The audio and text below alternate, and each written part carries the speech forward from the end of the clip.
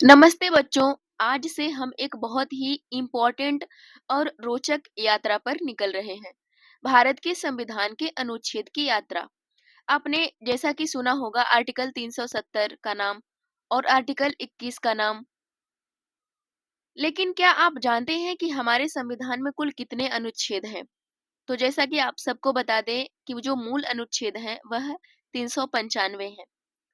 तो इस जो पद यात्रा है हमारी, हम इसमें आर्टिकल 1 से आर्टिकल 395 तक एक-एक करके समझेंगे और पढ़ेंगे। हर अनुच्छेद को आसान भाषा में समझाया जाएगा, उसके साथ अर्थ भी जानेंगे और रोजमर्रा के जीवन से हम जोड़कर देखेंगे ताकि हमें याद रहे। संविधान के यह अनुच्छेद सिर्फ कानूनी शब्द ही नहीं है, बल्कि ये हमारे अधिकार, कर्तव्य और भारत के लोकतंत्र की नींव है। इसीलिए इसके बारे में जानना हमें बहुत ही महत्वपूर्ण हो जाता है। यह जरूरी नहीं है कि हम सिर्फ एग्जाम के दृष्टिकोण से ही अपने अनुच्छेद को जानें, बल्कि यह सबको जानने का अधिकार है, सबको जानना चाहिए। तो आइए बिना किसी देरी के हम अपना पहला कदम रखते हैं अनुच्छेद 1 के साथ, जिसमें भारत का परिचय दिया गया है। तो हम शुरू करते हैं अपनी इस यात्रा को। 1 से लेकर 395 तक अनुच्छेद हम सब पढ़ेंगे। यह लेक्चर जो है कि एक ही वीडियो में कंप्लीट किया जाएगा ताकि आपको आसानी से समझ में आ जाए। तो चलिए हम शुरू करते हैं। आर्टिकल 1 सबसे पहला। तो सबसे पहला अनुच्छेद देखिए आपके सामने है कि भारत जो है वह राज्यों का संघ होगा। भारत राज्यों का संघ होगा और भारत का नाम इंडिया और भारत दोनों होगा, जैसा कि पहले अनुच्छेद में यह बात कही गई है। अब देखते हैं दूसरा अनुच्छेद। दूसरा अनुच्छेद जो है वह है कि संसद को नया राज्य बनाने या किसी राज्य को भारत में शामिल करने का अधिकार है। आर्टिकल आर्टिकल 2 कहता है कि भारत को नया राज्य बनाने या किसी राज्य को भारत में शामिल करने का अधिकार प्राप्त है। अनुच्छेद 3 में कहा गया है कि संसद राज्यों की सीमाओं में बदलाव कर सकती है या नया राज्य बना सकती है। संसद जो है वह राज्यों की सीमाओं में बदलाव कर सकती है और नया राज्य बना सकती है। देखते हैं अनुच्छेद 4। अनुच्छेद 2 और 3 के तहत बने कानून संविधान की अनुसूची में बदलाव कर सकते हैं। जो अनुच्छेद 2 और 3 है, जैसे यहाँ पे 2 में क्या है कि संसद को नया राज्य बनाने या किसी राज्य को भारत में शामिल करने का अधिकार है। 3 में कहा गया है कि संसद राज्यों की सीमाओं में बदलाव कर सकती है या नया राज्य बना सकती है। तो यहाँ पे अनुच्छेद 4 जो है, यहाँ पे वही कहा गया है कि अनुच्छेद 2 और 3 के तहत जो कानून संविधान द्वारा बनाए गए हैं वह इन अनुसूचियों में बदलाव कर सकते हैं। जैसा कि आप सब जानते हैं कि 12 अनुसूचियां हैं हमारी संविधान की। अब देखते हैं अगला आर्टिकल, अनुच्छेद 5। अनुच्छेद 5 में कहा गया है कि भारत में जन्मे, भारत में रहने वाले या भारत में बसने वाले व्यक्ति भारत के नागरिक हो सकते हैं। यानी जो व्यक्ति भारत में रह रहे हैं या फिर भारत में रहने वाले, बसने वाले और भारत के जो व्यक्ति हैं वह भारत के नागरिक हो सकते हैं। अगला है अनुच्छेद 6।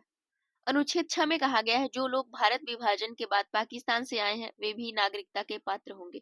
यानी विभाजन से पहले जो लोग भारत आए हैं उन्हें भी भारत की नागरिकता प्रदान की जाएगी, यह कहता है अनुच्छेद 6। अब आगे देखते हैं अनुच्छेद 6।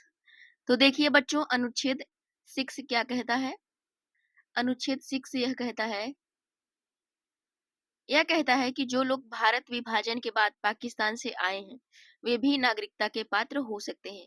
यानी भारत विभाजन के बाद पाकिस्तान से आए हैं तो भी नागरिकता के पात्र हो सकते हैं। तो कुछ बातें कही गई हैं, तो उसको आप जब किताब पढ़ेंगे तो डिटेल्स में दिया रहेगा। यहाँ पे सिर्फ आपको रिवाइज करने के लिए कहा गया। बस इतनी सी बात याद रखिएगा कि जो लोग भारत के विभाजन के बाद भी आए हैं पाकिस्तान से वह भी नागरिकता के पात्र हो सकते हैं, बस कुछ शर्तें होती है। अगला है अनुच्छेद 7। जो लोग भारत छोड़कर पाकिस्तान चले गए थे उनकी नागरिकता सीमित हो सकती है। जो लोग भारत छोड़कर पाकिस्तान चले गए थे उनकी नागरिकता को कम किया जा सकता है। अगला है अनुच्छेद 8। विदेशों में रह रहे भारतीय मूल के लोग भारतीय नागरिकता ले सकते हैं। यानी विदेशों में जो रह रहे हैं भारतीय मूल के लोग वह भारतीय नागरिकता ले सकते हैं, कोई भी दिक्कत नहीं आएगी उनको।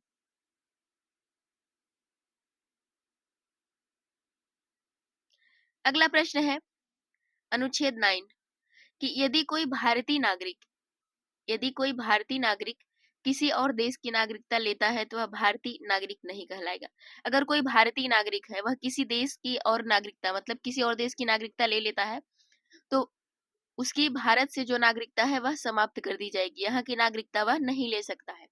अनुच्छेद 10 देखिए, नागरिकता मिलने के बाद भी संसद कानून बनाकर उसमें बदलाव कर सकती है। अगर आपको नागरिकता मिल भी गई है तो भी संसद के पास यह अधिकार है कि वह जो है कि कानून बनाकर उसमें कुछ ना कुछ बदलाव कर सकता है, यह कहता है अनुच्छेद 10। अगला देखते हैं अनुच्छेद 11। संसद संसद नागरिकता से संबंधित नियम बनाने के लिए अधिकृत है, यानी नागरिकता से संबंधित जो नियम है वह संसद बना सकती है, यह अधिकार संसद के पास है। देखिए अनुच्छेद 12 क्या कहता है। अनुच्छेद 12 में राज्य में सरकार, संसद, राज्य सरकारें और उनके अधीन सभी निकाय आते हैं, यानी कि इसमें राज्यों की परिभाषा बताई गई है अनुच्छेद 12 में। अब देखते हैं अनुच्छेद 13।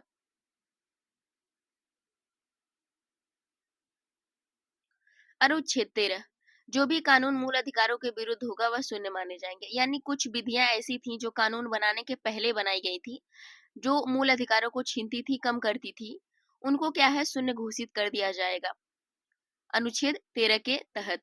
अगला है अनुच्छेद 14। अनुच्छेद 14 देखिए, सभी नागरिक कानून के समक्ष समान होंगे और बराबरी का अधिकार होगा। यहीं पे जो है कि बात कही गई है कि सभी नागरिक कानून के समक्ष समान होंगे, बराबरी का अधिकार होगा, किसी के साथ किसी भी प्रकार का भेदभाव नहीं किया जाएगा। अगला है अनुच्छेद 15। धर्म, जाति, लिंग, जन्म स्थान के आधार पर भेदभाव नहीं किया जा सकता, यानी किसी भी व्यक्ति के साथ उसके धर्म, जाति, लिंग, जन्म स्थान के आधार पर भेदभाव नहीं किया जा सकता, ऐसा कहा गया है अनुच्छेद 15 में। अगला है अनुच्छेद 16। सभी नागरिकों को सरकारी नौकरी में समान अवसर मिलेगा। अनुच्छेद 16 यह कहता है कि सभी नागरिकों को नौकरी में समान अधिकार मिलेगा, किसी के साथ किसी भी प्रकार का भेदभाव नहीं किया जाएगा।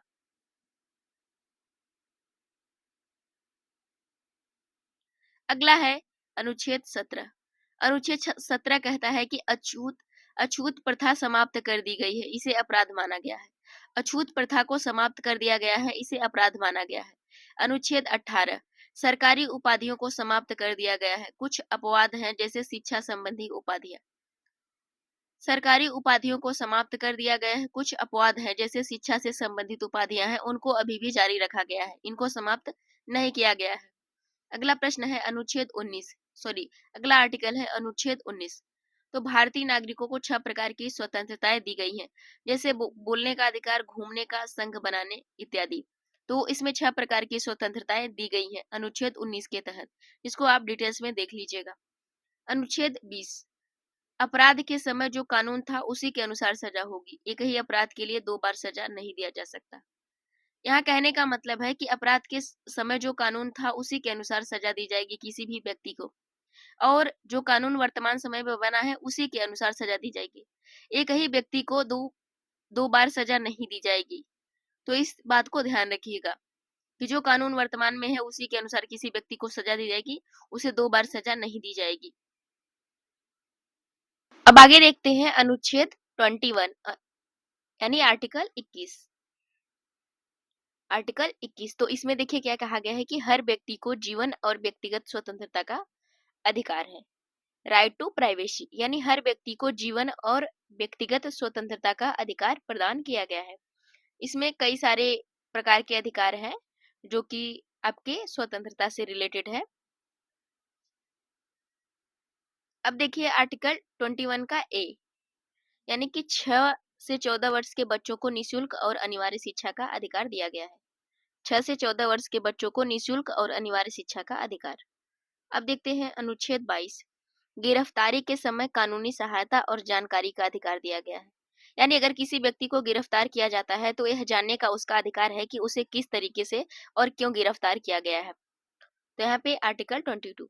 अब देखिए आर्टिकल 23। आर्टिकल 23 यानी मानव तस्करी, जबरन श्रम और बधुआ मजदूरी पर प्रतिबंध लगाया गया है, यानी मानव तस्करी और जबरदस्ती किसी से श्रम करवाना, बधुआ मजदूरी करवाना, इन सब चीजों पर प्रतिबंध आर्टिकल 23 के तहत लगाया गया है।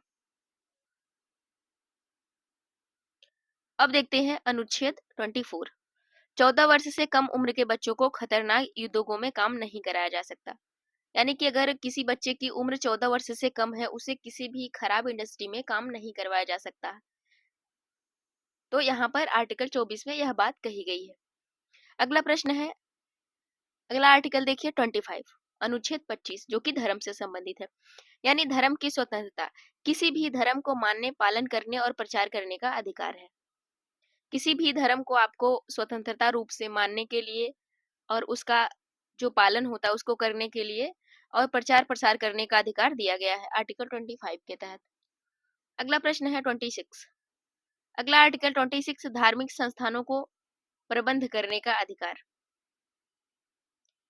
धार्मिक संस्थानों को प्रबंध करने का अधिकार। अगला देखिए है कि 27, धार्मिक कार्यों के लिए कर नहीं लगाया जा सकता। धार्मिक कार्यों के लिए किसी भी प्रकार का टैक्स नहीं लगाया जा सकता।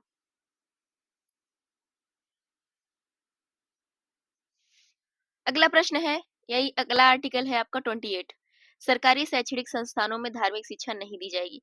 किसी भी प्रकार के जो शैक्षणिक संस्थान है उनमें किसी भी प्रकार के धार्मिक शिक्षा नहीं प्रदान की जाएगी। अगला है 29, अल्पसंख्यकों को अपनी भाषा, लिपि और संस्कृति को संरक्षित करने का अधिकार है। अनुच्छेद 29 कहता है कि अल्पसंख्यक जो है, जिनकी संख्या कम है, उनको अपनी भाषा, उनकी लिपि और उनको संस्कृति को संरक्षित करने का अधिकार दिया गया है। कोई किसी भी प्रकार का उनके साथ छेड़छाड़ नहीं किया जाएगा। अगला है अनुच्छेद 30, अल्पसंख्यकों को शैक्षणिक संस्थान स्थापित करने और संचालित करने का अधिकार प्रदान किया गया है। जो भी अल्पसंख्यक हैं उनको शैक्षणिक संस्थान स्थापित करने और जो है कि उनको संचालित करने का अधिकार प्रदान किया गया है। अनुच्छेद 31, यहाँ पे देखिए संपत्ति के अधिकार को मूल अधिकार से हटा दिया गया है। संपत्ति का अधिकार जो था, पहले मूल अधिकार था, उसको हटा दिया गया है। अब उसको 300 ए में शामिल कर दिया गया है। देख लीजिएगा एक बार आप सब। अब देखिए आर्टिकल 32, यहाँ पे देखिए कि मूल अधिकारों के उल्लंघन पर सुप्रीम कोर्ट में रीट याचिका यानी दायर करने की व्यवस्था की गई है। तो यहाँ पे बताइएगा आप सब कमेंट बॉक्स में कितने प्रकार की रीट याचिकाएं हैं, उनको डिटेल्स में एक बार जरूर कमेंट बॉक्स में आप बताने की कोशिश कीजिएगा। अब देखिए अगला है 33, यानी संसद सशस्त्र बलों के अधिकार में सीमाएं तय कर सकती है। संसद जो है सशस्त्र बलों के अधिकारों में सीमाएं तय कर सकती है। अगला है 34, आपातकाल में कुछ अधिकारों पर रोक लगाई जा सकती है। अगर स्थिति आपातकाल की है तो कुछ अधिकार जो है, कुछ आर्टिकल जो है, उन पर रोक लगाई जा सकती है, कुछ अनुच्छेद जो है, मौलिक अधिकार। अगला है 35, आर्टिकल 35, कुछ अधिकारों को लागू करने के लिए संसद में कानून बना सकती है। मतलब कुछ आर्टिकल यानी कुछ अनुच्छेद ऐसे हैं, जो अधिकार ऐसे हैं जिनको लागू करने के लिए सिर्फ संसद ही कानून बना सकती है और किसी को यह अधिकार प्रदान नहीं किया गया है।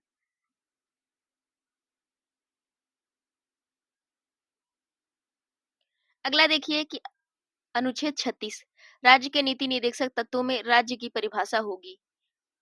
अनुच्छेद 12 में है, यानी कि राज्य के नीति निर्देशक तत्वों में राज्य की परिभाषा वही होगी जो अनुच्छेद 12 में है। अनुच्छेद में जैसे राज्य सरकार शामिल था, राज्य विधानमंडल शामिल था, कई सारे निकाय थे जो शामिल थे राज्य की परिभाषा में, तो वहां पे वही शामिल होंगे आर्टिकल 36 में। अब देखिए आर्टिकल 37, तो राज्य के नीति निदेशक तत्वों का पालन करना सरकार का कर्तव्य होगा। यानी कि राज्य का जो नीति निदेशक तत्व है उसका पालन करना सरकार का कर्तव्य होगा या नैतिक दायित्व होगा। अगला है 38, राज्य समाजवाद पर आधारित न्याय सामाजिक व्यवस्था को बढ़ावा देगा। राज्य जो है समाजवाद पर आधारित न्याय और सामाजिक व्यवस्था को बढ़ावा देगा। अनुच्छेद 38 में यह बात कही गई है।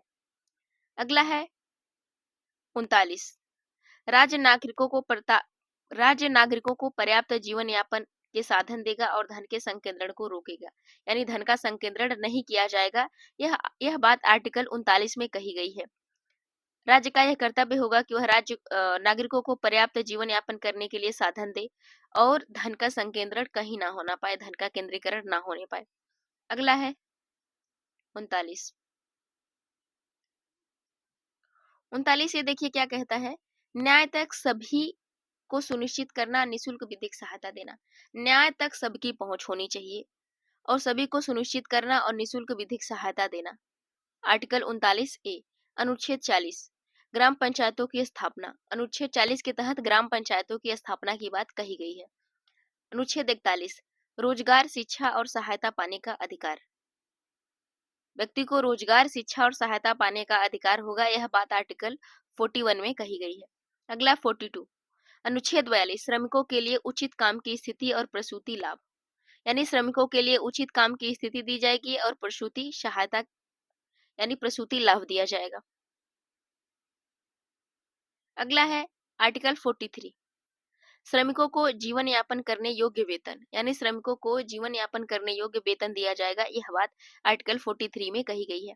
अगला अनुच्छेद है 43A, यानी श्रमिकों को उद्योगों के प्रबंधन में भागीदारी। श्रमिकों को उद्योगों के प्रबंधन में भागीदारी सुनिश्चित की जाएगी। अगला है 44 सभी नागरिकों के लिए समान नागरिक संहिता। सभी नागरिकों के लिए समान नागरिक संहिता लागू होनी चाहिए, हालांकि अभी हुई नहीं है। आर्टिकल 45 6 वर्ष से सभी बच्चों के लिए पूर्व माध्यमिक शिक्षा, यानी 6 वर्ष के सभी बच्चों के लिए 0 से 6 माध्यमिक शिक्षा दी जाएगी। अगला आर्टिकल है 46 अत्याचार और सामाजिक अन्याय से बचाव। यहाँ पे अत्याचार और सामाजिक अन्याय से बचाव की बात कही गई है। 47 नशीले पदार्थों के प्रयोग का निषेध, यानी किसी भी प्रकार के नशीले पदार्थों के प्रयोग का निषेध किया गया है। अगला है 48 गाय और बछड़ों की हत्या का निषेध, यानी कि जो पशु हैं उनको जो है कि ना मारा जाए, उनकी हत्या ना किया जाए और इन पर जो है कि विशेष ध्यान दिया गया है आर्टिकल 48 के तहत। अगला है 49 सांस्कृतिक स्मारकों की रक्षा। 49 में कहा गया है कि जो हमारी सांस्कृतिक धरोहर है उनकी रक्षा करना यह हमारा कर्तव्य है या फिर राज्य का कर्तव्य है। अगला है 50 यहाँ पे देखिए 50 कार्यपालिका और न्यायपालिका का पृथककरण। अनुच्छेद 50 के तहत कार्यपालिका को न्यायपालिका से पृथक रखा गया है। किसी भी प्रकार का कोई हस्तक्षेप नहीं करेगी कार्यपालिका न्यायपालिका से और न्यायपालिका कार्यपालिका से। यहाँ पे पृथककरण की बात की गई है आर्टिकल 50 में। अब देखिए अगला देखते हैं।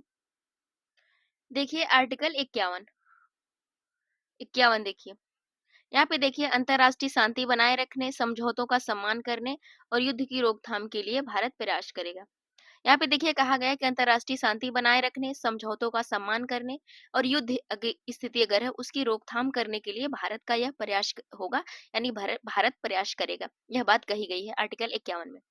अब यहाँ पे देखिए 51 का ए, यहाँ पे देखिए मौलिक कर्तव्य जो है उनकी बात कही गई है। यहाँ हर नागरिक का यह कर्तव्य होगा कि वह संविधान का पालन करे, देश की रक्षा करे, महिलाओं का सम्मान करे और पर्यावरण की रक्षा करे। कुल 11 मूल कर्तव्य दिए गए हैं, इनको आप डिटेल्स में देख लीजिएगा। 51A में मूल कर्तव्य है, इसको आप ध्यान रखिएगा। अगला है आर्टिकल 52 अनुच्छेद 52 भारत का एक राष्ट्रपति होगा जो राज्य का प्रमुख होगा। भारत का एक राष्ट्रपति होगा जो राज्य का प्रमुख है। यहाँ राज्य का मतलब है राष्ट्र से, यहाँ राज्य का मतलब राष्ट्र से समझिएगा, वरना क्वेश्चन गलत हो जाएगा। अगला प्रश्न है अनुच्छेद 53 यानी 53 भारत की कार्यपालिका शक्ति राष्ट्रपति के पास होगी जिसे वह मंत्री परिषद के सलाह से प्रयोग करेगा। अनुच्छेद 53 में कहा गया है कि भारत की कार्यपालिका शक्ति राष्ट्रपति के पास होगी जिसका प्रयोग वह मंत्री परिषद के सलाह से करेगा, तो इस बात का ध्यान रखिएगा। अगला अनुच्छेद है 54। अनुच्छेद 54 में यह कहा गया है कि राष्ट्रपति का चुनाव निर्वाचक मंडल यानी सांसदों और विधायकों द्वारा किया जाएगा। राष्ट्रपति का चुनाव निर्वाचक मंडल सांसदों और विधायकों द्वारा किया जाएगा। अगला है अनुच्छेद 55।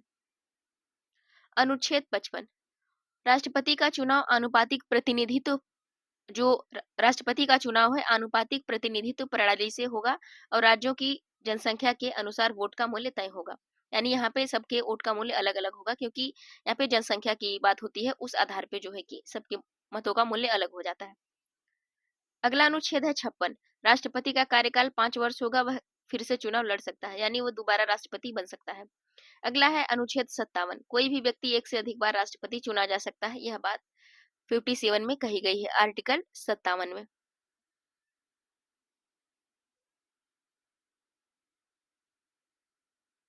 आगे देखिए अनुच्छेद 58। अनुच्छेद 58, उम्मीदवार भारत का नागरिक हो, यहाँ पे अहर्ता की बात अहर्ता की बात कही गई है 58 में। उम्मीदवार भारत का नागरिक हो, 35 वर्ष से अधिक उसकी उम्र हो और संसद सदस्य बनने के लिए योग्य हो। अनुच्छेद 58 में राष्ट्रपति बनने की अहर्ताएं हैं। यहाँ पे देखिए उसे भारत का नागरिक होना चाहिए, 35 वर्ष से अधिक उसकी उम्र हो और संसद का सदस्य बनने के लिए वह योग्य हो। अगला है 59, अनुच्छेद 59, राष्ट्रपति पद पर रहते हुए कोई सरकारी लाभ वाला पद नहीं रख सकता है। यानी राष्ट्रपति पद पर है तो वह किसी भी सरकारी लाभ वाला पद नहीं रख सकता है। अनुच्छेद 59 में यह बात कही गई है। अगला है अनुच्छेद 60, राष्ट्रपति पद संभालने से पहले भारत के मुख्य न्यायाधीश से शपथ लेगा। यानी यहाँ कहने का मतलब है कि राष्ट्रपति जो है कि भारत के जो मुख्य न्यायाधीश हैं उनके समक्ष शपथ ग्रहण करेगा राष्ट्रपति बनने से पहले। यह बात कही गई है आर्टिकल 60 में। अब देखिए अगला है 61, अगर राष्ट्रपति संविधान का उल्लंघन करता है तो संसद द्वारा उस पर महाभियोग चलाया जा सकता है। अगर राष्ट्रपति किसी भी प्रकार से संविधान का उल्लंघन करता है तो उसको जो है कि महाभियोग की प्रक्रिया के द्वारा उसको हटाया जा सकता है, यानी उस पर महाभियोग लगाया जा सकता है। अगला अनुच्छेद है 62, राष्ट्रपति का पद खाली होने पर 6 महीने के अंदर नया चुनाव होगा। यानी अगर किसी भी कारणवश अगर राष्ट्रपति का पद खाली हो जाता है तो 6 महीने के अंदर चुनाव कराना आवश्यक होता है राष्ट्रपति पद के लिए। 6 महीने के अंदर चुनाव होना बहुत जरूरी होता है और 6 महीने तक कोई कार्यवाहक जो होता है राष्ट्रपति के रूप में, कार्यवाहक राष्ट्रपति के रूप में कार्य करता है। राष्ट्रपति का सीट कभी भी खाली नहीं होनी चाहिए। अगला है अनुच्छेद 63। अनुच्छेद 63, भारत में एक उपराष्ट्रपति होगा जो राज्यसभा का सभापति होगा।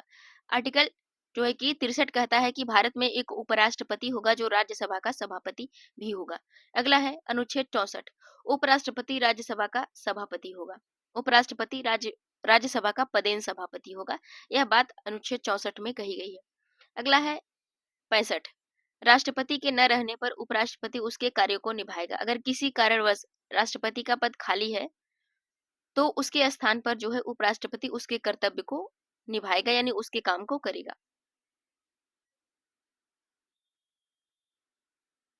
अगला है आर्टिकल 66, उपराष्ट्रपति का चुनाव संसद के दोनों सदनों के सदस्य मिलकर करते हैं।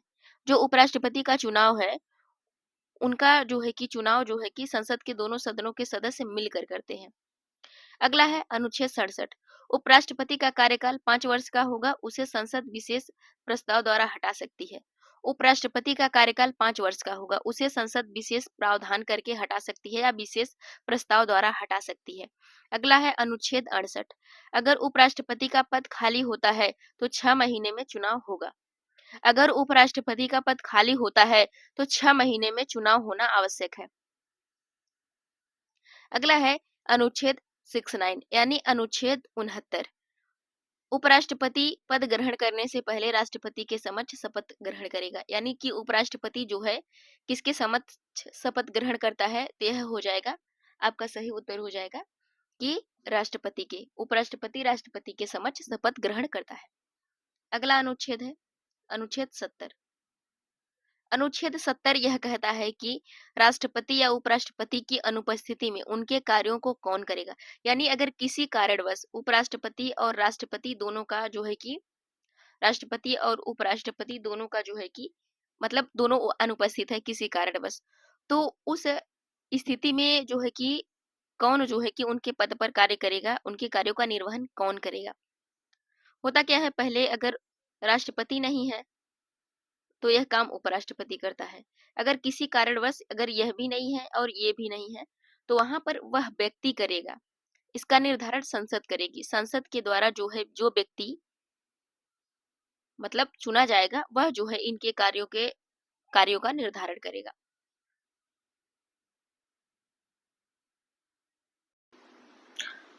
तो बच्चों अब हम देखते हैं अनुच्छेद 71। अनुच्छेद 71 कहता है कि राष्ट्रपति और उपराष्ट्रपति के चुनाव से जुड़ी याचिकाओं का निवारण सुप्रीम कोर्ट करेगा। अनुच्छेद जो है 71 में कहा गया है कि राष्ट्रपति और उपराष्ट्रपति के चुनाव से जुड़ी याचिकाएं हैं उनका निवारण जो है सुप्रीम कोर्ट द्वारा किया जाएगा या सुप्रीम कोर्ट करेगा। अनुच्छेद 72 राष्ट्रपति को क्षमा दंड माफ करने या कम करने का अधिकार है। राष्ट्रपति को अनुच्छेद 72 के तहत यह शक्ति प्राप्त है कि वह जो है कि क्षमा कर सकता है और कोई दंड दिया गया उसको माफ कर सकता है, कोई सजा है उसको कम कर सकता है। यह अधिकार राष्ट्रपति के पास होता है।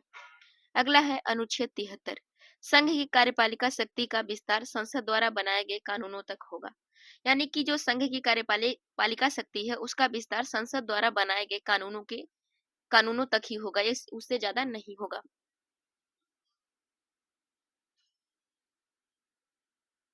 अगला अनुच्छेद है अनुच्छेद 74 राष्ट्रपति मंत्रिपरिषद के सलाह से कार्य करेगा। राष्ट्रपति जो है कि हमेशा मंत्रिपरिषद की सलाह से काम करेगा। अनुच्छेद 75 अनुच्छेद 75 जो है कि अनुच्छेद 75 अनुच्छेद 75 जो है कि प्रधानमंत्री की नियुक्ति राष्ट्रपति करेगा, अन्य मंत्री उसके परामर्श से नियुक्त होंगे। यानी प्रधानमंत्री की जो नियुक्ति है वह राष्ट्रपति करेगा और अन्य मंत्रियों की नियुक्ति भी प्रधानमंत्री के सलाह से राष्ट्रपति करेगा। अगला है अनुच्छेद 76 यानी भारत सरकार का एक महान्यायवादी होगा, अटॉर्नी जनरल। भारत सरकार का एक महान्यायवादी होगा, अटॉर्नी जनरल ऑफ इंडिया। अनुच्छेद 76 में अटॉर्नी जनरल से संबंधित जो है अनुच्छेद 76 है।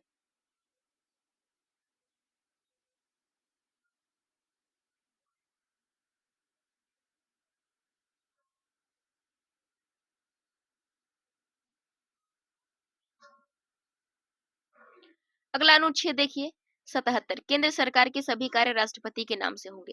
केंद्र सरकार के जितने कार्य हैं सभी कार्य राष्ट्रपति के नाम से ही होते हैं। अगला है प्रधानमंत्री का कर्तव्य है कि वह राष्ट्रपति के सभी मामलों की जानकारी देते रहें। प्रधानमंत्री का यह कर्तव्य है कि वह राष्ट्रपति को सभी मामलों की जानकारी देते रहें। यह बात अनुच्छेद 78 में कही गई है। अगला है अनुच्छेद जो है कि 79 संसद में राष्ट्रपति लोकसभा और राज्यसभा शामिल होंगे। संसद में राष्ट्रपति लोकसभा और राज्यसभा शामिल होते हैं। अगर बात संसद की जाए यानी संसद की संरचना की जाए तो संसद में पहले राष्ट्रपति लोकसभा और राज्यसभा तीनों शामिल होते हैं संसद में। यही जो है कि संसद की संरचना है। आगे देखिए अनुच्छेद 80 राज्यसभा की अधिकतम संख्या 250 होगी।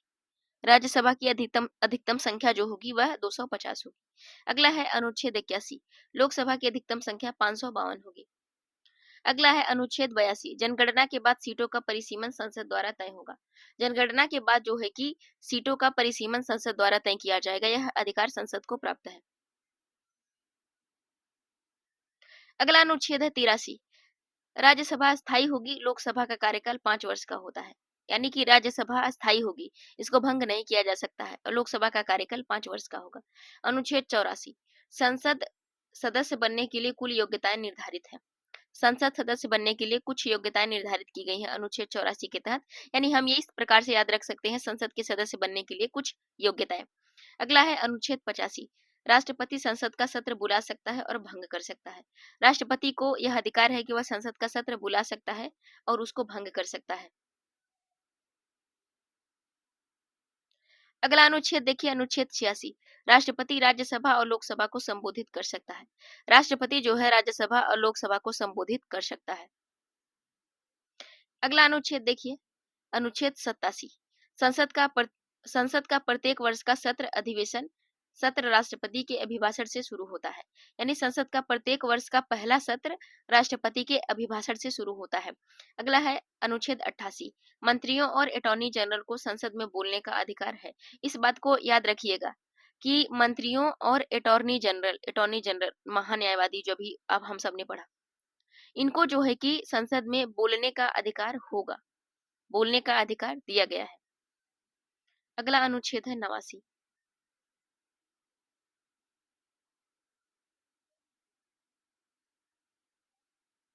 अगला है 89 राज्यसभा के सभापति उपराष्ट्रपति होंगे और उपसभा भी चुने जाएंगे।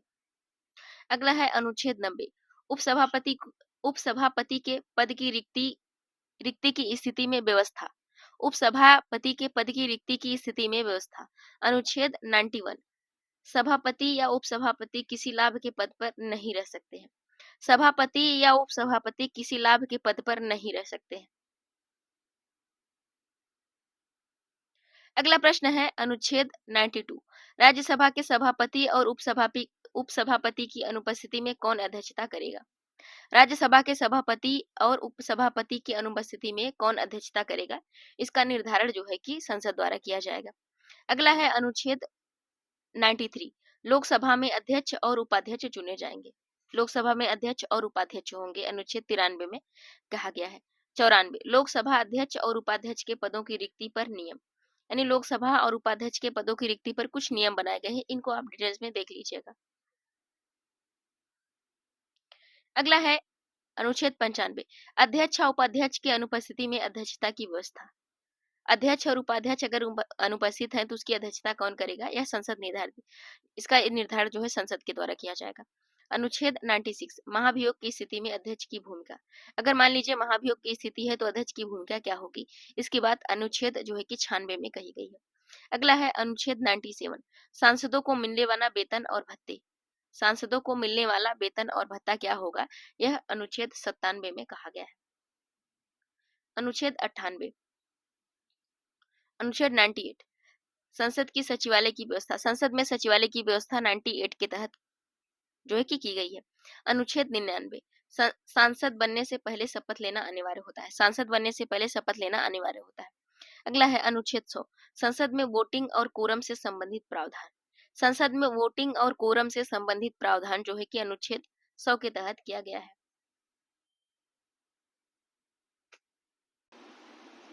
हेलो बच्चों, कैसे हो आप सब? आशा करते हैं आप सब अच्छे होंगे। तो बच्चों, जैसा कि आप सब जानते हैं कि हम सब एक बहुत ही इम्पोर्टेंट यात्रा पर निकले हैं भारतीय संविधान के अनुच्छेद को लेकर। तो फ्रेंड्स, जैसा कि आप सब जानते हैं कि हम सब ने बहुत ही अच्छे ढंग से 1 से लेकर 100 तक अनुच्छेद देख लिया है और उसके बाद आज हम अगला पार्ट देखेंगे अनुच्छेद 101 से लेकर 200 तक। तो यह भी पार्ट आपके लिए बहुत ही उपयोगी होगा और बहुत अच्छे से आपको समझ में आएगा। तो चलिए शुरू करते हैं बिना टाइम वेस्ट करते हुए। सबसे पहला अनुच्छेद 201, यह हमारा सेकंड पार्ट है। पार्ट फर्स्ट ऑलरेडी कंप्लीट हो चुका है। तो चलिए शुरू करते हैं सबसे पहले अनुच्छेद से 101 से। यहाँ पर देखिए कि अनुच्छेद 101, यहाँ पे कहा गया है कि यदि कोई सांसद इस्तीफा देता है या अयोग्य घोषित होता है तो उसकी सीट खाली हो जाएगी। यदि कोई सांसद जो है कि इस्तीफा देता है या अयोग्य घोषित हो जाता है किसी कारणवश तो उसकी सीट जो है कि खाली हो जाएगी, यह अनुच्छेद 101 कहता है। अब देखते हैं अनुच्छेद 2। सांसद बनने की अयोग्यता की शर्तों को परिभाषित किया गया है। यहाँ पे सांसद जो होते हैं उनकी अयोग्यता को निर्धारित किया गया है। अगर उनमें किसी भी प्रकार की कमियां हैं तो उन्हें जो है कि अयोग्य घोषित कर दिया जाएगा। अगला अनुच्छेद है 103। इस अनुच्छेद में देखिए क्या बात कही गई है कि सांसद की अयोग्यता का निर्णय राष्ट्रपति द्वारा किया जाएगा। यानी कोई सांसद किस तरीके से अयोग्य घोषित किया जाता है, इसका जो निर्णय है वह राष्ट्रपति द्वारा किया जाता है, अयोग्यता का निर्धारण। अगला है 104। सांसद अयोग्य होते हुए वेतन या अधिकारियों का उपयोग नहीं कर सकता। अगर सांसद अयोग्य हो गया तो वह वेतन या अधिकारों का उपयोग किसी भी तरीके से नहीं कर सकता है। सारी चीजें समाप्त हो जाती हैं। आप सबके सामने अगला अनुच्छेद है 105। संसद के सदस्यों के विशेषाधिकारों और शक्तियों का वर्णन। अनुच्छेद 105 में संसद के सदस्यों के विशेषाधिकार और उनके शक्तियों का वर्णन किया गया है। अगला है अनुच्छेद 106। सांसदों के वेतन और भत्तों की व्यवस्था की गई है। जो सांसद होते हैं उनके वेतन और भत्तों की व्यवस्था की गई है। इसको आप डिटेल्स में देख लीजिएगा। अगला आर्टिकल है 107। संसदीय विधेयकों को लाने और परिभाषित करने की प्रक्रिया, यानी संसदीय विधेयक को लाना है, किस तरीके से उनको परिभाषित करना है, यह जो बात लिखी गई है अनुच्छेद 107 में लिखी गई है। अब देखते हैं अनुच्छेद 108। दोनों सदनों में मतभेद होने पर संयुक्त बैठक की प्रक्रिया, यानी जब दोनों सदनों में किसी भी विधेयक को लेकर मतभेद हो जाता है तो संयुक्त बैठक बुलाता है राष्ट्रपति, और जो संयुक्त बैठक की अध्यक्षता करता है वह लोकसभा का अध्यक्ष करता है। तो यह बात कही गई है अनुच्छेद 108 में। अब देखिए एक बहुत ही मोस्ट इम्पोर्टेंट आर्टिकल है 109। इसको आप बिल्कुल डिटेल्स में पढ़िएगा। अनुच्छेद 109 और 110 ये समझ लीजिए कि वेरी इंपॉर्टेंट है, वेरी इंपॉर्टेंट। वित्त विधेयकों को परिभाषित किया गया है। अनुच्छेद 109 में वित्त विधेयक को परिभाषित किया गया है।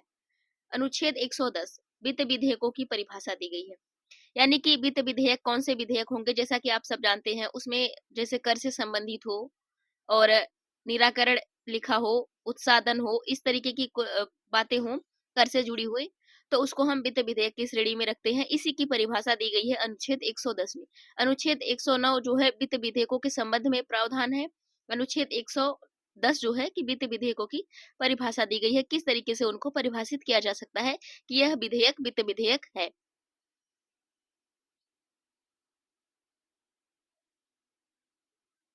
अगला अनुच्छेद है 111। राष्ट्रपति विधेयक को स्वीकृति दे सकता है या पुनर्विचार के लिए लौटा सकता है। राष्ट्रपति विधेयक को स्वीकृति दे सकता है या पुनर्विचार के लिए लौटा सकता है। यह शक्ति राष्ट्रपति को प्राप्त है अनुच्छेद 111 के तहत। अब देखते हैं अनुच्छेद 112। भारत का वार्षिक बजट, वार्षिक वित्तीय विवरण। यहाँ पे देखिए कि अनुच्छेद 112 में वार्षिक जो है कि भारत का वार्षिक बजट यानी वार्षिक वित्तीय विवरण शब्द का प्रयोग किया गया है भारतीय अनुच्छेद के 112 में।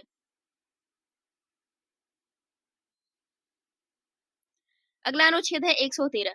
वित्त विधेयक पर संसद की स्वीकृति की प्रक्रिया।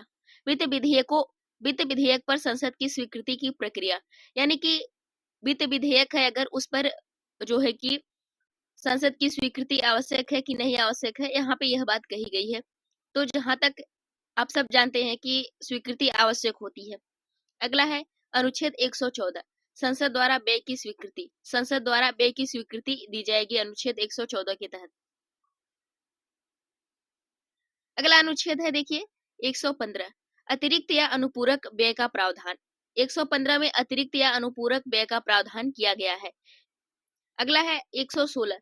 अनुदान की वोटिंग से पहले सरकार खर्च कर सकती है, वोट ऑन अकाउंट। यानी कि अनुदान की वोटिंग से पहले सरकार खर्च कर सकती है, इसे क्या कहते हैं, वोट ऑन अकाउंट। यह बात 116 में कही गई है। अब अगला आर्टिकल देखते हैं 117। अगला आर्टिकल है 117। वित्त विधेयकों से संबंधित विशेष प्रावधान। वित्त विधेयक है जो उनसे संबंधित विशेष प्रक्रिया होती है, जो विशेष प्रावधान होते हैं वह 117 में किए गए हैं। तो 109, 110, 117 ये आपके लिए बहुत इंपॉर्टेंट हो जाते हैं। अनुच्छेद 109, 110, 117 इसको आप जरूर याद कर लीजिएगा। हालांकि इंपॉर्टेंट तो सभी हो जाते हैं जितने भी पार्लियामेंट के आर्टिकल हैं, लेकिन विशेष रूप से इनका ध्यान रखिएगा आप सब। अब देखते हैं अनुच्छेद 118। संसद की कार्य प्रणाली और नियमों की व्यवस्था। अनुच्छेद 118 के तहत संसद की कार्य प्रणाली और उनके नियमों की व्यवस्था की गई है।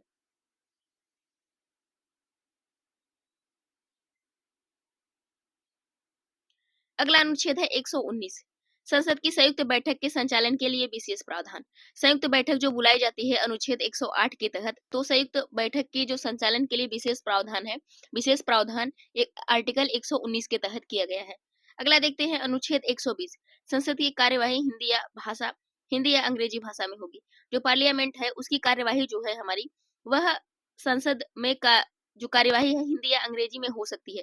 लेकिन अगर किसी को हिंदी इंग्लिश नहीं आती है तो वह अपनी मातृभाषा में जो है कि संवाद कर सकता है, लेकिन इसके लिए उसको परमिशन लेनी पड़ेगी लोकसभा अध्यक्ष से। तो वह अपनी मातृभाषा में भी बात कर सकता है या फिर संवाद कर सकता है। अगला आर्टिकल है 121। संसद में न्यायिक आचरण पर चर्चा प्रतिबंधित है। संसद में न्यायिक आचरण पर चर्चा प्रतिबंधित है अनुच्छेद 121 के तहत। अगला है 122। संसद की कार्यवाही को अदालत में चुनौती नहीं दी जा सकती है। अगर संसद की कोई कार्यवाही है, किसी भी प्रकार का मतभेद हुआ है, तो उसके क्या है कि किसी भी अदालत में उसे चुनौती नहीं दी जा सकती है। यह बात कही गई है आर्टिकल 122 में। अगला देखते हैं 123। यह मोस्ट इंपॉर्टेंट है आपके लिए, क्योंकि इसमें देखिए राष्ट्रपति अध्यादेश जारी कर सकता है जब संसद सत्र में न हो। तो यानी कि राष्ट्रपति की अध्यादेश की शक्ति जो है कि अनुच्छेद 123 में है। अगला देखते हैं अनुच्छेद 124। यहाँ से जो है कि आपका सर्वोच्च न्यायालय शुरू हो गया, सुप्रीम कोर्ट। यहाँ से आपका सुप्रीम कोर्ट शुरू हो गया। यानी भारत का सर्वोच्च न्यायालय स्थापित किया जाएगा अनुच्छेद 124 के तहत, या फिर भारत का एक सर्वोच्च न्यायालय होगा। अगला है अनुच्छेद 125, सुप्रीम कोर्ट के न्यायाधीशों का वेतन संसद द्वारा तय होगा। जो सुप्रीम कोर्ट के न्यायाधीश हैं उनका वेतन संसद के द्वारा तय किया जाएगा। अनुच्छेद 126, मुख्य न्यायाधीश अनुपस्थित हो तो कार्यवाहक मुख्य न्यायाधीश की नियुक्ति की जाएगी। यानी मुख्य न्यायाधीश अनुपस्थित हो तो कार्यवाहक मुख्य न्यायाधीश नियुक्त होगा। यानी कहने का मतलब है कि आर्टिकल 125 में सुप्रीम कोर्ट के वेतन और भत्तों का प्रावधान किया गया है, और आर्टिकल 126 में कार्यवाहक जो न्यायाधीश होते हैं, कार्यवाहक न्यायाधीश की नियुक्ति की बात की गई है। अब देखिए अनुच्छेद 127, विशेषज्ञ प्रयोजन हेतु अतिरिक्त जज की नियुक्ति। यानी कि अतिरिक्त जज है जैसे तदर्थ न्यायाधीश की नियुक्ति अनुच्छेद 127 के तहत की जाएगी। अगला है कि सेवानिवृत्त जज को विशेष मामलों में बुलाया जा सकता है। अगर कोई विशेष केस है, कोई विशेष मामला है, तो अनुच्छेद 128 के तहत जो न्यायाधीश हटाए जा चुके हैं, जो अपने पद से चले गए हैं, वह दोबारा बुलाए जा सकते हैं अनुच्छेद 128 के तहत। यानी 128 में यह प्रावधान किया गया है। अगला है अनुच्छेद 129, सुप्रीम कोर्ट अवमानना के तहत सजा दे सकता है। सुप्रीम कोर्ट अवमानना के लिए सजा दे सकता है। यानी अनुच्छेद 129 में कहा गया है कि सुप्रीम कोर्ट अवमानना के तहत सजा दे सकता है, यानी सजा सुना सकता है। अगला है अनुच्छेद 130, सुप्रीम कोर्ट का मुख्यालय दिल्ली में होगा। अनुच्छेद 30 में कहा गया है कि सुप्रीम कोर्ट जो होगा, सुप्रीम कोर्ट का मुख्यालय जो होगा वह दिल्ली में स्थापित किया जाएगा। अब देखिए आपके सामने है अनुच्छेद 131, राज्यों के बीच राज्य और केंद्र के बीच संवादों पर सुप्रीम कोर्ट का मूल क्षेत्राधिकार। 131 में मूल क्षेत्राधिकार की बात कही गई है कि राज्यों के बीच अगर कोई विवाद हो गया या केंद्र के बीच कोई विवाद हो गया, तो यहाँ पर सुप्रीम कोर्ट जो है कि मूल क्षेत्राधिकार का प्रयोग करेगा, यानी मूल अधिकार का प्रयोग करेगा अपना जो होता है। अगला आर्टिकल है 132, उच्च न्यायालय से संविधान से संबंधित मामलों में अपील। यानी कि उच्च न्यायालय से संविधान से संबंधित मामलों में अपील की जा सकती है अनुच्छेद 132 के तहत। अब देखिए अनुच्छेद 133, दीवानी मामलों में उच्च न्यायालय से सुप्रीम कोर्ट में अपील की जा सकती है। दीवानी मामलों में उच्च न्यायालय से सुप्रीम कोर्ट में अपील की जा सकती है। अगला आर्टिकल है 134, फौजदारी मामलों में उच्च न्यायालय से सुप्रीम कोर्ट में अपील की जा सकती है। यानी फौजदारी मामले में उच्च न्यायालय से सुप्रीम कोर्ट में अपील की जा सकती है। यह बात अनुच्छेद 134 में कही गई है। अब देखिए अनुच्छेद 135, पूर्व स्वीकृत क्षेत्राधिकार की बहाली। यह बात कही गई है। अगला है 136, विशेष अनुमति याचिका SLP द्वारा सुप्रीम कोर्ट में अपील। यानी विशेष अनुमति याचिका के तहत जो है सुप्रीम कोर्ट में अपील दायर की जा सकती है। अगला है अनुच्छेद 137, ये इंपॉर्टेंट है। अनुच्छेद 137, सुप्रीम कोर्ट अपने निर्णयों की पुनरावृत्ति कर सकता है। यानी कि अगर कोई मामला है, किसी भी प्रकार से अगर गलत निर्णय लिया गया है तो उसे सुधारा जा सकता है, यानी पुनरावृत्ति की जा सकती है अनुच्छेद 137 के तहत। अगला है 138, संसद सुप्रीम कोर्ट के क्षेत्राधिकारों का विस्तार कर सकता है। यानी कि संसद सुप्रीम कोर्ट के क्षेत्राधिकारों का विस्तार कर सकती है। अनुच्छेद 139, सुप्रीम कोर्ट को संविधान की अन्य शक्तियां प्रदान की जा सकती है। सुप्रीम कोर्ट को संविधान की अन्य शक्तियां प्रदान की जा सकती है। यानी कि सुप्रीम कोर्ट को संविधान की अन्य शक्तियां प्रदान की जा सकती हैं। यह बात अनुच्छेद 139 में कही गई है। अगला है अनुच्छेद 140, अन्य पूरक शक्तियां संसद द्वारा सुप्रीम कोर्ट को दी जा सकती हैं। अन्य पूरक शक्तियां संसद द्वारा सुप्रीम कोर्ट को प्रदान की जा सकती हैं अनुच्छेद 140 के अनुसार। अगला अनुच्छेद है आपके सामने 141, सुप्रीम कोर्ट के निर्णय सभी न्यायालयों पर बाध्यकारी होंगे। जो सुप्रीम कोर्ट के निर्णय होंगे वह सभी न्यायालयों पर बाध्यकारी होंगे, क्योंकि सुप्रीम कोर्ट सबसे सुप्रीम है। अगला है अनुच्छेद 142, संपूर्ण न्याय देने की शक्ति सुप्रीम कोर्ट को होगी। संपूर्ण न्याय देने की शक्ति जो है 142 के तहत सुप्रीम कोर्ट को दी गई है, और जितने सारे न्यायालय हैं वह सुप्रीम कोर्ट से नीचे हैं। अनुच्छेद 143, राष्ट्रपति सुप्रीम कोर्ट से परामर्श मांग सकता है। अगर कोई मामला है, कोई ऐसी चीजें हैं जो कि परामर्श मांगने की जरूरत है, तो राष्ट्रपति सुप्रीम कोर्ट से परामर्श मांग सकता है किसी विशेष मुद्दे पर। अनुच्छेद 144, सभी प्राधिकरणों को सुप्रीम कोर्ट की सहायता करनी होगी। जितने भी न्यायाधिकरण प्राधिकरण है, उनको सुप्रीम कोर्ट की सहायता करनी होगी अगर कोई मामला है तो। अनुच्छेद 145, सुप्रीम कोर्ट के कार्य और नियम संसद द्वारा बनाए जाएंगे। सुप्रीम कोर्ट के कार्य और जो नियम है वह संसद द्वारा बनाए जाएंगे। अनुच्छेद 145 में यह बात कही गई है। अनुच्छेद 146, सुप्रीम कोर्ट के कर्मचारियों की नियुक्ति और सेवा। अनुच्छेद 146 में सुप्रीम कोर्ट के कर्मचारियों की नियुक्ति और उनकी सेवा की बात कही गई है। इसको डिटेल्स में देख लीजिएगा। अगला आर्टिकल है 147, संविधान की व्याख्या में कठिनाई होने पर मार्गदर्शन। संविधान की व्याख्या में अगर किसी भी प्रकार की कठिनाई आती है, अगर इस पे मार्गदर्शन की जरूरत है, तो वह सुप्रीम कोर्ट से लिया जाएगा। यह बात 147 में कही गई है। अनुच्छेद 148, यहाँ से आपका हो जाएगा CAG start. CAG, controller auditor general, Bharat के नियंत्रक और महालेखा परीक्षक सीएजी की नियुक्ति। अनुच्छेद 148 में भारत के नियंत्रक और महालेखा परीक्षक की नियुक्ति की बात कही गई है। अगला है अनुच्छेद 149, सीएजी के कर्तव्य संसद द्वारा तय किए जाएंगे। सीएजी के जो कार्य हैं और कर्तव्य हैं वह संसद द्वारा निर्धारित किए जाएंगे, तय किए जाएंगे। अगला है अनुच्छेद 150, लेखा तैयार करने की विधि राष्ट्रपति द्वारा निर्धारित होती है। अगर किसी भी प्रकार का लेखा तैयार करना है तो वह राष्ट्रपति द्वारा निर्धारित किया जा सकता है। अब देखते हैं आगे 151, आर्टिकल 151, अनुच्छेद 151, कैग की रिपोर्ट राष्ट्रपति के समक्ष संसद में रखी जाएगी। जो कैग की रिपोर्ट होती है राष्ट्रपति के समक्ष संसद में रखी जाएगी। अब देखिए अनुच्छेद 152, अनुच्छेद राज्यों के लिए राज्य शब्द को परिभाषित किया गया है, यानी राज्य पद का प्रावधान किया गया है।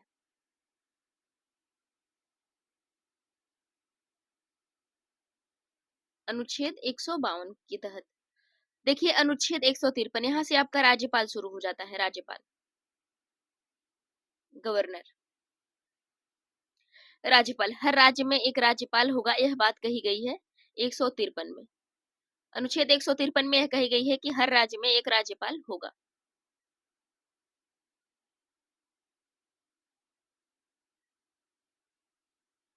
अगला अनुच्छेद है 154, राज्य की कार्यपालिका शक्ति राज्यपाल में निहित होगी। राज्य की जो कार्यपालिका शक्ति है वह राज्यपाल में निहित होगी, यह बात कही गई है अनुच्छेद 154 के तहत। अब देखते हैं अनुच्छेद 155, अनुच्छेद 155, राज्यपाल की नियुक्ति राष्ट्रपति करेगा। राज्यपाल की नियुक्ति राष्ट्रपति करेगा। देखिए फ्रेंड्स, यहाँ पे देखिए कि ऐसे ही पूछा गया था पीसीएस में, आरओ में,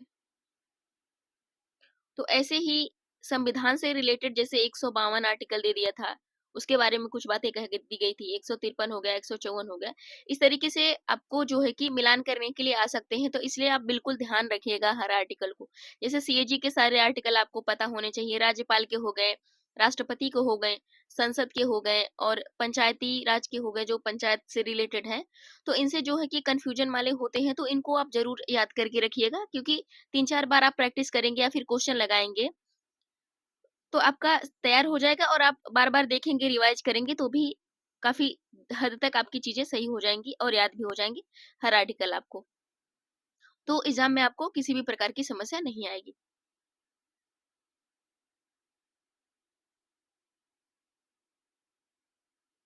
अब देखिए अनुच्छेद 156, राज्यपाल राष्ट्रपति की इच्छा से पद पर रहेगा। यानी राज्यपाल राष्ट्रपति की इच्छा से पद पर रहेगा, यानी कि राज्यपाल जो है राष्ट्रपति के प्रसाद पर्यंत पद धारण करता है, यानी राष्ट्रपति जब चाहे तब राज्यपाल को हटा सकता है। इनका कोई नियत समय नहीं होता है। अगला है अनुच्छेद 157। अब देखते हैं आर्टिकल 157। तो राज्यपाल बनने की योग्यताएं तय की गई हैं। कुछ योग्यताएं राज्यपाल बनने के लिए तय की गई हैं, इनको आप सब देख लीजिएगा। यहाँ पे हमारा उद्देश्य है सिर्फ आपको रिवाइज करना, कि हर आर्टिकल आपको अच्छे से रिवाइज हो जाए कम समय में।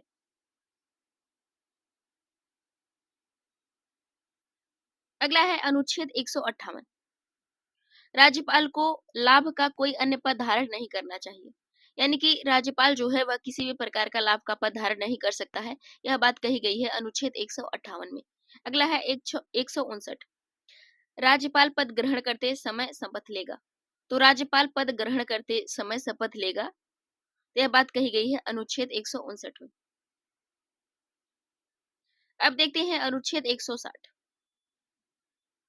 राज्यपाल के कार्यों की व्याख्या राष्ट्रपति कर सकता है। राज्यपाल के जो कार्य हैं उसकी जो व्यवस्था है वह राष्ट्रपति करता है। अगला है अनुच्छेद 161। राज्यपाल क्षमा दंड माफी दे सकता है। इसे एक विशेष शक्ति दी गई है, यानी विशेष प्रावधान, विशेष प्रकार का जो है कि विवेकाधिकार दिया गया है, या विवेक से राज्यपाल क्षमा दंड माफी दे सकता है। अनुच्छेद 162। राज्य की कार्यपालिका शक्ति और उसका विस्तार। अनुच्छेद 162 के तहत राज्य की कार्यपालिका शक्ति और उसका विस्तार की बात कही गई है। अनुच्छेद 163। राज्यपाल मंत्री परिषद की सलाह से कार्य करेगा। जिस तरीके से राष्ट्रपति करता है उसी तरीके से जो है कि राज्यपाल मंत्री परिषद के सलाह से कार्य करेगा। इसके लिए राज्य मंत्री परिषद का प्रावधान किया गया है। अगला है अनुच्छेद 164। मुख्यमंत्री व अन्य मंत्री राज्यपाल द्वारा नियुक्त होंगे। मुख्यमंत्री की नियुक्ति राज्यपाल करता है और उनकी जो है कि स्वीकृति लेकर अन्य मंत्रियों की भी नियुक्ति राज्यपाल द्वारा किया जाता है। अगला है अनुच्छेद 165। राज्य का महाधिवक्ता राज्य का मुख्य विधिक सलाहकार होगा। यह देखिए अनुच्छेद 165। राज्य का महाधिवक्ता राज्य का मुख्य विधिक सलाहकार होगा। यह बात कही गई है 165 में। अगला है अनुच्छेद 166। राज्य के कार्यों को करने की प्रक्रिया बताई गई है, कि राज्य किस प्रकार से कार्य करेंगे इसकी प्रक्रिया बताई गई है अनुच्छेद 166 में। अगला है अनुच्छेद 167। मुख्यमंत्री की राज्यपाल को कर्तव्यों की जानकारी देना। मुख्यमंत्री की राज्यपाल को कर्तव्यों की जानकारी देना। अगला प्रश्न है अनुच्छेद 168। अनुच्छेद 168। हर राज्य में विधायिका होगी, विधानसभा या द्विसदनी। हर राज्य में विधायिका होगी, या तो वह भी एक विधानसभा सिंगल होगी या फिर द्विसदनी होगी, जिसमें विधानसभा और विधान परिषद दोनों होंगे। अनुच्छेद 169। राज्यसभा को समाप्त करने की प्रक्रिया बताई गई है। अनुच्छेद 169 में राज्यसभा को समाप्त करने की प्रक्रिया बताई गई है। अब देखिए अनुच्छेद 170। विधानसभा की संरचना और सदस्य की संख्या निर्धारित की गई है। यहाँ पे देखिए अनुच्छेद 170 में विधानसभा की संरचना और सदस्य की संख्या निर्धारित की गई है। इसको डिटेल्स में देख लीजिएगा। अनुच्छेद 171। विधान परिषद की संरचना और सदस्य नियुक्ति की प्रक्रिया बताई गई। जिस तरीके से लोकसभा और राज्यसभा है उसी प्रकार से विधानसभा और विधान परिषद है। बस यही अंतर है कि वह जो है कि भारत से रिलेटेड है, संसद से रिलेटेड है, और यहाँ पे विधानमंडल से रिलेटेड है, राज्य सरकार से रिलेटेड है। आगे देखिए अनुच्छेद 172। अनुच्छेद 172 कहता है कि विधानसभा व विधान परिषद सदस्य का जो कार्यकाल है 5 वर्ष होगा। विधानसभा व विधान परिषद का कार्यकाल 5 वर्ष होगा। अनुच्छेद 173। राज्य विधानसभा का सदस्य बनने की योग्यता। राज्य विधानसभा के सदस्य बनने की योग्यता, कुछ योग्यताएं निर्धारित की गई हैं, उनका होना आवश्यक है। अनुच्छेद 174। राज्यपाल सदन का सत्र बुला सकता है। राज्यपाल सदन का सत्र बुला सकता है। अनुच्छेद 175। राज्यपाल का संदेश और भाषण देने का अधिकार। राज्यपाल को संदेश और भाषण देने का अधिकार प्रदान किया गया है। अगला अनुच्छेद देखिए आपके सामने है अनुच्छेद 176। प्रत्येक वर्ष राज्यपाल विधानसभा को संबोधित करेगा। प्रत्येक वर्ष राज्यपाल विधानसभा को संबोधित करेगा। अगला है अनुच्छेद 177। मंत्री व महाधिवक्ता की सभा में भागीदारी का अधिकार। मंत्रियों व महाधिवक्ता की सभा में भागीदारी का अधिकार दिया गया है अनुच्छेद 177 के तहत। अब देखिए आप सबके सामने अनुच्छेद है 178। अनुच्छेद 178 में देखिए क्या कहा गया है कि विधानसभा के अध्यक्ष और उपाध्यक्ष की नियुक्ति। यहाँ पे विधानसभा के अध्यक्ष और उपाध्यक्ष की नियुक्ति के बारे में प्रक्रिया बताई गई है। अनुच्छेद 179। अध्यक्ष और उपाध्यक्ष का पद त्याग व पद से हटाना। अध्यक्ष और उपाध्यक्ष का जो पद त्याग है पद से हटाया जाएगा, यह बात कही गई है अनुच्छेद 179। अगला है अनुच्छेद 180। अनुच्छेद देखिए 180 में क्या कहा गया है, पद रिक्त होने पर अध्यक्ष के कर्तव्यों की व्यवस्था। यानी कि अगर किसी कारण से पद रिक्त हो गया है तो अध्यक्ष का जो पद है उनका कर्तव्य है उसकी व्यवस्था की गई है अनुच्छेद 180 के तहत। अगला अनुच्छेद है अनुच्छेद 181, सदस्यता के दौरान अध्यक्ष की निष्पक्षता का सिद्धांत। सदस्यता के दौरान अध्यक्ष की निष्पक्षता का सिद्धांत अनुच्छेद 181 में कहा गया है। अनुच्छेद 182, अनुच्छेद 182, विधान परिषद के सभापति और उपसभापति। विधान परिषद के सभापति और उपसभापति के बारे में प्रावधान किया गया है। अनुच्छेद 183, इनका पद त्यागपत्र और पद से हटाने की प्रक्रिया। विधान परिषद और जो सभापति उपसभापति हैं उनको पद से हटाने और उनका जो त्याग पत्र देने की प्रक्रिया 183 में कही गई है। अगला है अनुच्छेद 184, 185। अनुच्छेद 184, रिक्ति की स्थिति में कार्यभार की प्रक्रिया। रिक्ति की स्थिति में कार्यभार की प्रक्रिया अनुच्छेद 184।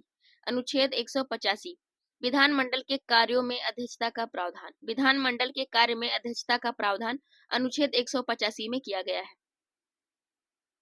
अनुच्छेद 186, अनुच्छेद 186, वेतन और भत्तों का प्रावधान किया गया है। अगला है अनुच्छेद 187, विधानमंडल सचिवालय की संरचना की बात की गई है। जैसे देखिए कि वहां पे 98 के तहत सचिवालय था संसद में, इसी तरीके से यहाँ पे देखिए राज्य की जो प्रक्रिया है उसी तरीके से यहाँ पे जो राज्य विधानमंडल है, यहाँ पे देखिए अनुच्छेद 187 के तहत विधानमंडल के सचिवालय की संरचना की बात कही गई है अनुच्छेद 187 के तहत। अगला है अनुच्छेद 188, सदस्यों द्वारा पद और गोपनीयता की शपथ। सदस्यों द्वारा पद और गोपनीयता के शपथ की बात कही गई है अनुच्छेद 188 के तहत। देखिए अनुच्छेद 189, विधानमंडल की बैठकों की प्रक्रिया। विधानमंडल की बैठकों की जो प्रक्रिया है उसके बारे में जो बात कही गई है वह आर्टिकल 189 के तहत कही गई है। अनुच्छेद 190, अनुच्छेद 190, यहाँ पे देखिए त्याग पत्र व पद रिक्त होने की प्रक्रिया। अगर त्याग पत्र देना है और पद रिक्त होना है इसकी प्रक्रिया का उल्लेख जो है अनुच्छेद 190 में किया गया है। अगला अनुच्छेद है 191, विधानसभा सदस्य बनने की अयोग्यता। यानी विधानसभा सदस्य बनने की अयोग्यताएं कुछ निर्धारित की गई हैं, यहाँ पे 191 के तहत यह बताई गई है। अगला अनुच्छेद है 192 सॉरी, अयोग्यता पर निर्णय राज्यपाल लेगा। अगर किसी भी प्रकार की अयोग्यता है इसका निर्णय जो है कि राज्यपाल द्वारा लिया जाएगा। अनुच्छेद 193, गैर सदस्य का सदन में बैठना दंडनीय होगा। अगर मान लीजिए कोई सदस्य है जिसके पास किसी भी प्रकार का अधिकार नहीं है, ना ही वह सदस्य है, तो उसका जो है कि सदन में बैठना दंडनीय अपराध माना जाएगा। अनुच्छेद 193 में यह बात कही गई है। अनुच्छेद 194, विधानसभा सदस्यों के विशेषाधिकार। विधानसभा सदस्यों के विशेषाधिकार अनुच्छेद विशेषाधिकार से संबंधित जो चीजें हैं बातें कही गई हैं वह अनुच्छेद 194 के तहत कही गई है। अनुच्छेद 195, विधानमंडल सदस्यों के वेतन व भत्ते। विधानमंडल सदस्यों के वेतन और भत्ते जो निर्धारित किए जाएंगे या फिर कुछ भी होगा यह बात कही गई है 195 यानी अनुच्छेद 195 के तहत। अगला अनुच्छेद है 196, विधेयकों की प्रस्तुति और पारित करने की प्रक्रिया। विधेयकों की प्रस्तुति किस प्रकार से की जाएगी और उनको पारित किस तरीके से किया जाएगा यह बात कही गई है अनुच्छेद 196 में। अगला अनुच्छेद है 197, दोनों सदनों में विधेयकों के मतभेद का समाधान। दोनों सदनों में विधेयक के मतभेद का समाधान अनुच्छेद 197 के द्वारा किया गया है। अनुच्छेद 198, वित्त विधेयक की प्रस्तुति। वित्त विधेयक की प्रस्तुति अनुच्छेद 198 के तहत की जाएगी। अनुच्छेद 199, वित्त विधेयक की परिभाषा। यानी 199 के तहत वित्त विधेयक की परिभाषा दी गई है, यानी वित्त विधेयक की परिभाषा बताई गई है जैसा कि वहां बताया गया था 110 में, जो भारत का संसद है वहां पे। अगला आर्टिकल है अनुच्छेद 200, राज्यपाल विधेयक को स्वीकृति, अस्वीकृति या पुनर्विचार के लिए लौटा सकता है। राज्यपाल के पास यह विशेषाधिकार है कि वह विधेयक को स्वीकृति दे सकता है, पहली कंडीशन, अस्वीकृत यानी कि नहीं दे सकता है, पुनर्विचार के लिए लौटा सकता है। 3 प्रकार की प्रक्रियाएं जो है कि यह गवर्नर के पास होती हैं। तो इस तरीके से हमारा सेकंड पार्ट कंप्लीट होता है। अब इसके बाद हम देखेंगे अगला पार्ट जब आएगा हमारा, तो आएगा 201 से लेकर 300 तक, और जब लास्ट बचेगा 301 से 395 तक, उसको हम देखेंगे पार्ट 4 में। तो अगर आपको हमारा सेशन पसंद आता है तो चैनल को सब्सक्राइब करें, अपने दोस्तों को शेयर करें। अगर किसी भी प्रकार की त्रुटि है तो कमेंट बॉक्स में जरूर बताएं। तो अपना ध्यान रखें, अच्छे से पढ़ाई करें। Thank you so much. मिलते हैं अगले पार्ट में। जय हिंद।